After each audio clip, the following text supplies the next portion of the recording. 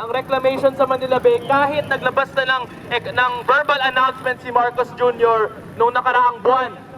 Pero isang buwan na nga nakalipas, nandyan pa rin ang mga dredging boat, nandyan pa rin ang mga backhoe na nagtatambak ng lupa sa mga ecosystems natin sa Manila Bay, nagpapalayas ng mga mangingisda at nagkakaroon ng malaking at matinding paghihirap ang ating mamamayan dahil sa ganitong klaseng proyekto. Simple lang naman ang hiling ng ating mga grupo na narito ngayon.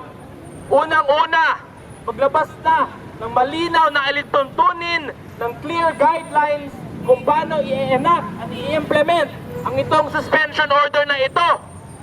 Nakakabahala ng mga reclamation project kagaya ng Manila International Airport o yung Bulacan Aerotropolis ay mukhang tuloy pa rin sa kabila ng mga pangako ni Marcos Jr.